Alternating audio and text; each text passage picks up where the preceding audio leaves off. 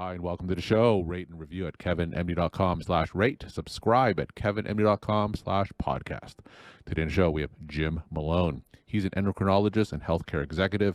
His Kevin MD article is titled, Lack of Innovation is Leading to Disparities in Diabetes Care. Jim, welcome to the show. Thank you, Kevin. Pleased to be here. So we'll get into your article in a little bit. First off, briefly share your story and journey to where you are today. Yeah, sure, Kevin. So I got interested in diabetes pretty early in life. In elementary school, my best friend named Don had type 1 diabetes, and I was literally the only person that knew it. He and I did a lot of sports activities together, and he relied on me for hypoglycemia treatment when he would go low.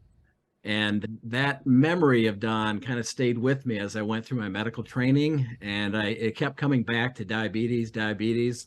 So I was thinking about what specialty to go into. I kind of naturally fell into diabetes and I've been doing that now for almost 40 years. All right. So in your decades-long career as an endocrinologist and a diabetes specialist, what would you say today are some of the biggest challenges that we face in treating? Boy, there are many challenges. Diabetes is a chronic disease. People have to live with it day in and day out. And they don't have a endocrinologist or a nurse educator with them by their side every day. So they have to learn how to make decisions day to day to keep their diabetes under control.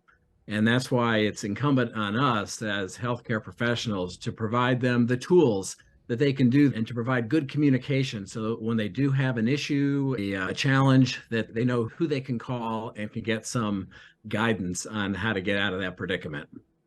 So I'm a primary care physician. Obviously, diabetes takes up a huge part of my own practice. Now, speaking from your perspective as an endocrinologist, what are some tips that you could share with people like me, other primary care physicians who have to take care of a lot of diabetic patients every single day? Yeah, it's a real challenge, Kevin, because there are really too few endocrinologists for the number of people with diabetes in the country. In 2022, there were 37 million people in the U.S. with diabetes, and about 90% of those have type 2 diabetes. And a large majority are cared for by primary care physicians like yourself. And most patients do well with a primary care physician, but the challenge is knowing when an endocrinologist is needed. Often that is the transition from oral agents to insulin. Some primary care physicians aren't really comfortable managing insulin because it is complex. It can cause hyperglycemia if you don't give enough, hypoglycemia if you give too much. And oftentimes they will refer to an endocrinologist at that point. And anytime that a primary care physician feels that they're a little uncomfortable with treatment, but feels that patient needs a little extra, that's when a referral to an endocrinologist would make sense. All right, let's talk about your Kevin MD article. It's titled, Lack of Innovation is Leading to Disparities in Diabetes Care. Now, tell us, how did this article come together? Yeah, it came together, Kevin, because my experience both in practice and in industry, I've really seen that over the last 10 to 20 years, most of the innovation that we've seen in diabetes technology has been focused on type 1 diabetes. And I love type 1 diabetes. It's a disease that goes right to your heart because it usually begins with children and they absolutely need insulin to maintain their health. And so they need intensive insulin treatment from day one. That's not the case with type 2 diabetes. Type 2 diabetes usually begins in adulthood. It's a gradual progression where a person can start off with diet and exercise and maybe one medication. And then they go to 2 medications, 3 medications, and then finally they need an injectable. And that's the natural course of type 2 diabetes. So the innovation that I've seen over the last 10 to 20 years has been really focused on that more intensively treated type 1. And I don't think we've done enough to make that technology available to the larger population of type 2. All right, so tell us some of these technologies that you're referring to that could be applied to type 2 diabetics. Yeah, I think the first one is continuous glucose monitoring. There are now systems, as you know, Kevin, that can monitor the glucose every 1 to 5 minutes without having to prick your finger 4 or more times a day. And this technology has really matured to the point that it is accurate, reliable. All people with type 1 diabetes should be on a CGM device. And now it's been recognized that people with type 2 even if they're not on insulin, can really benefit from being on a CGM device. And especially when you're on insulin, where the blood glucose is more variable, that's where CGM technology is really useful. The second Sorry, go ahead. innovation that I want to mention is how to dose the insulin. And so I mentioned earlier how difficult it is to manage the highs and lows, knowing how much to take for a certain amount of carbohydrates. And there's now some innovations in insulin dosing programs like software applications, smart insulin pen devices that can actually guide the person to take the right insulin dose. When you combine CGM with dosing device, then you're really getting at some effective therapy for people who take injections. Now, walk us through a story or a case study, let's say of a typical type 2 diabetic that you want to apply some of these technologies to, whether it's a continuous glucose monitor or using that data to help with insulin dosing. So tell us a typical case study in your ideal world that these technologies can be applied to. Yeah, sure. So, an example is a type 2 patient who has just been put on insulin. Normally, the first insulin dose, the first type of insulin that's used is called a basal or long acting insulin, typically given at bedtime, and it controls blood glucose overnight and keeps it under control during the day. That's a pretty easy therapy to begin, and most primary care physicians are comfortable in prescribing the basal insulin. Unfortunately, that basal insulin will not sustain over the course of type 2 diabetes, and the person will begin having high blood glucoses after a meal. We call that postprandial hyperglycemia. And it's just the fact that the insulin response has become sluggish. The body can't compensate for the food. And so the blood glucose can go quite high after a meal. When that happens, a person needs a rapid acting insulin, or what we call the bolus insulin, before meals to control that post meal surge. And that's where insulin therapy becomes more complex, because it's not just one dose you're taking at bedtime, it's a variable dose before each meal. And if that type 2 person requires MDI, then they could really benefit from a CGM device that really shows them how their glucose is responding 24 hours a day, before meals, after meals, and at bedtime. And when you match that with an insulin pen device that can actually show them or recommend a dose for that meal, then they can really improve their overall diabetes management, keep them safe from hyperglycemia and hypoglycemia. For those who aren't familiar with continuous glucose monitoring, can you tell us how exactly they work?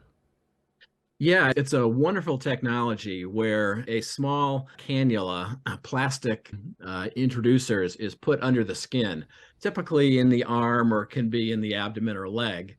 And it doesn't actually measure blood glucose. It measures what's called interstitial glucose, which is glucose in the tissue that is almost the same as blood glucose, but you don't have to enter a blood vessel to monitor it.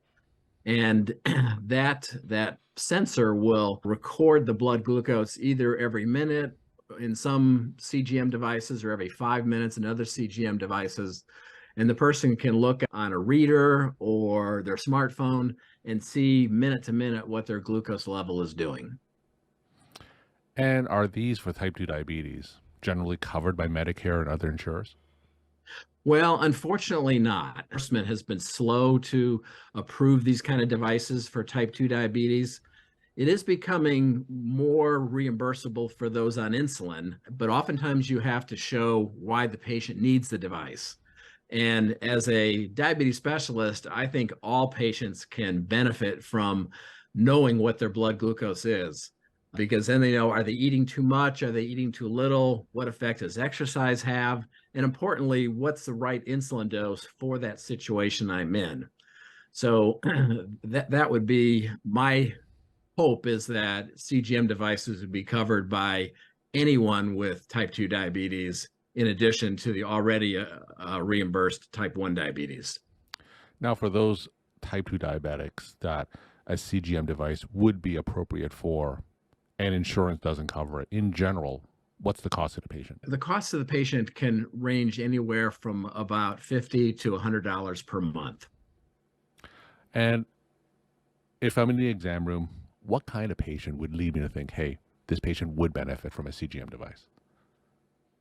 Well, like every device, it's not meant for every single person. So you're right that it really has to be personalized. So you want a patient who's engaged in their treatment, that wants to do self-treatment when you or your nurse educator is not around to educate them, and is receptive to instructions on, gee, what do I do when I see fluctuations? So those are the type of engaged patients that can really make the best use of this technology. We're talking to Jim Malone. He's an endocrinologist and a healthcare executive. His Kevin MD article is titled Lack of Innovation is Leading to Disparities in Diabetes Care. So, Jim, what's the path forward? So we have these technologies that hopefully could be applied more to type 2 diabetics. What do you see as the path forward?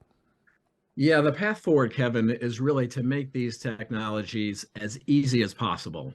I mean, everyone says you want easy technology, and it's much easier said than done. But particularly with type 2 diabetes, these individuals are typically older. Average age is between 40 and 60 when they develop diabetes. And so they're not naturally tech savvy people.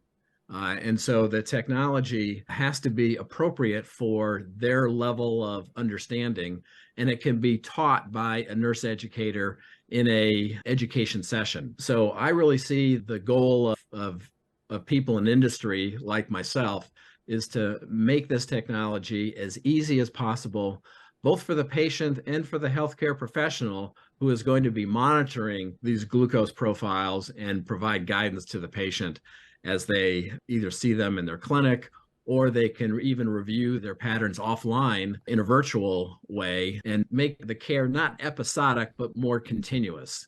That partnership between the patient and the healthcare professional is so important to really optimize the technologies that we're developing now. And as a primary care physician, if I'm interested in placing a patient on continuous glucose monitoring, what are my next steps? What do I do next?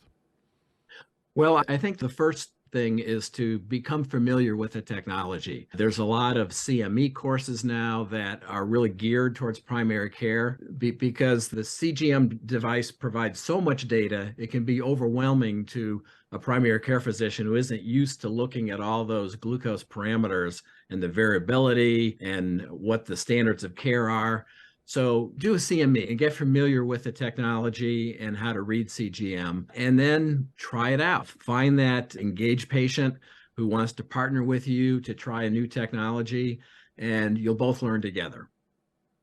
And my final question, what are some of your take-home messages that you want to leave with the Kevin MD audience? Yeah, Kevin, what I really want to emphasize is that I think type 2 diabetes is not being treated well in our country or anywhere around the globe. All the technology advances has been really geared towards type 1 diabetes.